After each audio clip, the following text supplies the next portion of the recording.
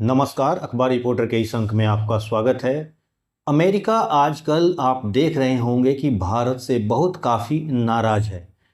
कुछ लोग इसके पीछे रूस से और भारत जो तेल खरीद रहा है उसका कारण बता रहे हैं। कुछ लोग भारत जो अमेरिका में और भारत के बीच में भारत ने जो हाई टैरिफ लगाया है उसकी वजह बताते हैं।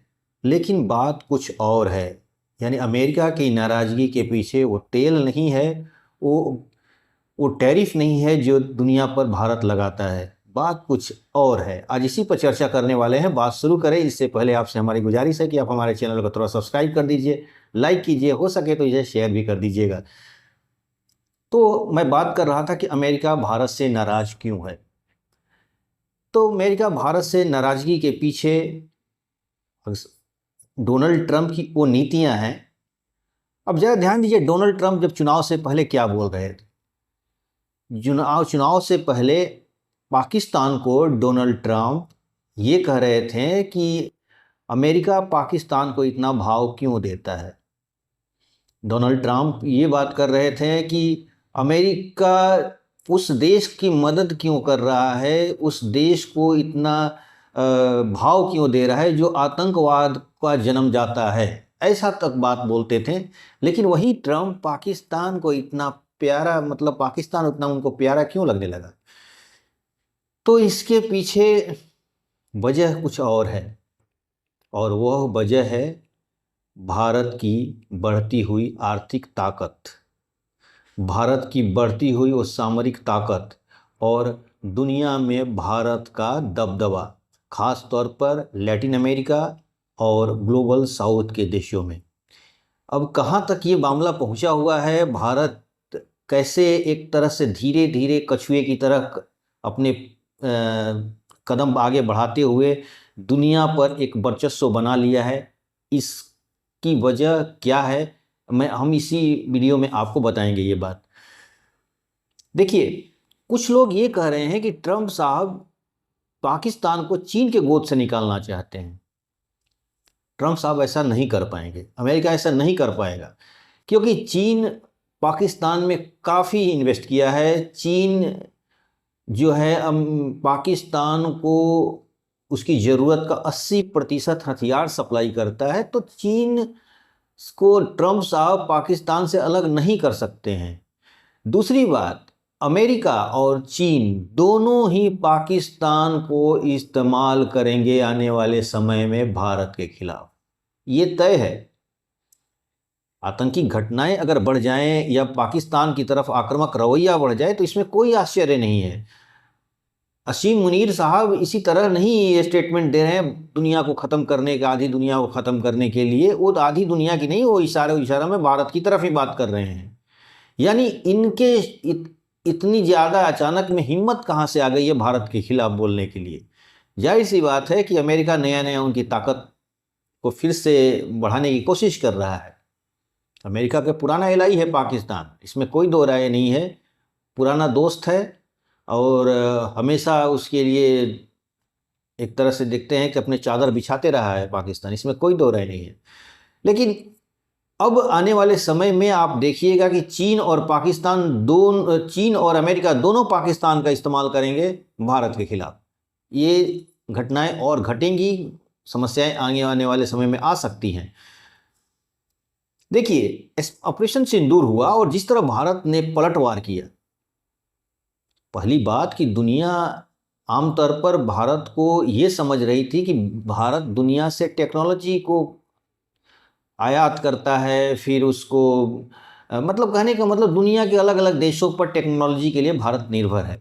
लेकिन ऑपरेशन सिंदूर में भारत ने जिस तरह स्वदेशी टेक्नोलॉजी का इस्तेमाल करके, और वो भी मामूली सी, अपनी ताकत का वो 10% भी नहीं इस्तेमाल किया, पाकिस्तान को 3 दिन में ही उसे घुटने पर ला दिया।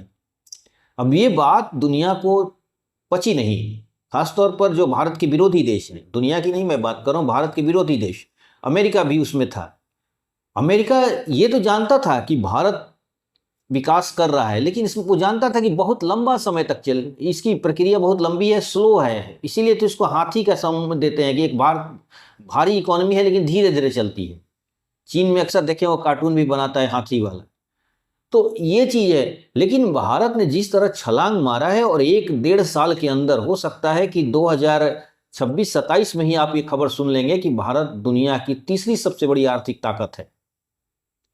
अब ऐसे में डोनाल्ड ट्रंप हो या चीन हो या ऐसे देश जो कल तक भारत को ऐसा देश समझते थे कि जो दुनिया के सामने गिड़गिड़ाते रहता है, कि जिसकी आबादी बहुत ज़्यादा है, जो गरीबी है, बहुत ज़्यादा समस्याएं हैं, ये सब जब ऑपरेशन सिंदूर हुआ तो दुनिया की आंखें खुल गई कि अरे भारत ये कहाँ से कहाँ पहुँच गया है। और ये उसका पहुँचना दुनिया के लिए बेचैनी पैदा कर दी है। दुनिया जब यहाँ बोल रहा हूँ तो ये बात रखिए याद कि वो ऐसे देश जो भारत की तरक्की को नहीं चाहते हैं। आज से कई साल पहले की बात है, जब करीब 2001 या 2000 की बात है ये, जब भारत अमेरिका से क्रायोजेनिक इंजन जो रॉकेट वगैरह में लगता है उसकी मांग की तो अमेरिका ने नहीं दिया, और भारत ने बखूबी उस इंजन को बना भी लिया। और अभी ट्रम्प साहब जो पाकिस्तान को बोल रहे थे कि हम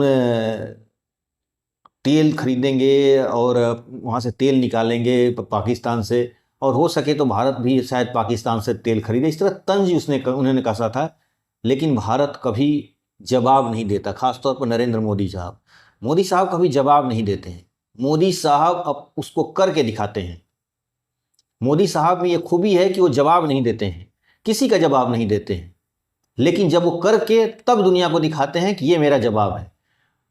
मोदी साहब ने ये घोषणा कर दिया है कि हम एक समुद्र मंथन नाम की एक योजना चलाएंगे, और हम समुद्र, हमारा तो दुनिया का सबसे बड़ा समुद्री एरिया है, तो हम उन समुद्रों में रेयर अर्थ मैटर भी हो सकता है, या ऑयल भी हो सकता है, गैस भी हो सकता है, उसके लिए हम अपने ज़मीन से इसके आत्मनिर्भर बनने की कोशिश करेंगे। उन्होंने इशारा किया था, मोदी साहब ने इशारा किया कि किसी लकीर को छोटा करने की ज़रूरत नहीं है, एक बड़ी लकीर उसके बगल में खड़ी कर देने की ज़रूरत है। और मोदी साहब ने जो ये घोषणाएं की हैं, तो इससे दुनिया में एक बेचैनी बढ़ी है। दुनिया में इतनी बेचैनी बढ़ी है कि ये क्या हो गया। वो गाना था ना कि ये क्या हो गया देखते देखते, वही वाली बात है। जो लोग समझते थे कि हाँ भारत तरक्की कर रहा है, लेकिन होगा 50-100 साल में कभी करेगा वो पूरे। अब लेकिन जब भारत इतनी तेजी से छलांग लगा दिया कि अब दूसरे क्या तीसरी अब इकोनॉमी बनने की जल्दी में है।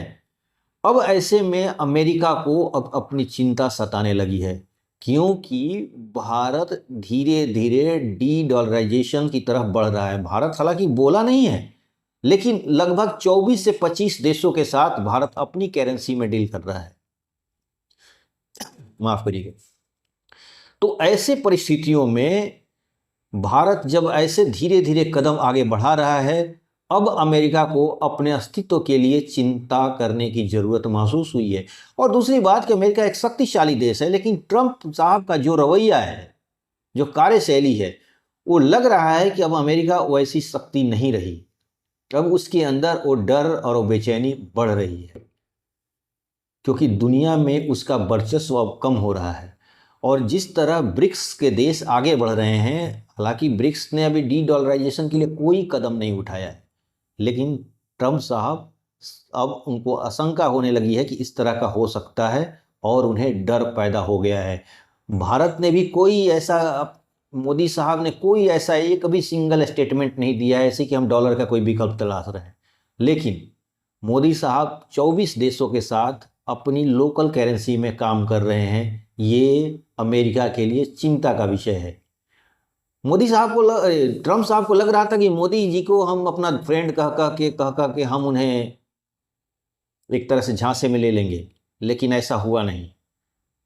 मोदी साहब ने जिस तरह किसानों के मुद्दे पर एक पहाड़ की तरह खड़े हो गए हैं, ये बातें अब दुनिया के सामने उनकी शक्ति का और उनके दृढ़ निश्चय के बारे में दुनिया को बता दिया है।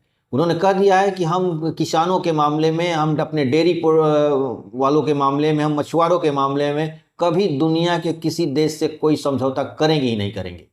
अब ये बातें इस बात का प्रमाण है कि मोदी साहब में और ट्रंप के बीच में जो बातें हुई हैं बहुत गंभीर बातें हुई हैं, और ये अमेरिका, कुल मिलाकर अमेरिका और चीन दोनों अब भारत की बढ़ती हुई शक्ति से घबराए हुए हैं।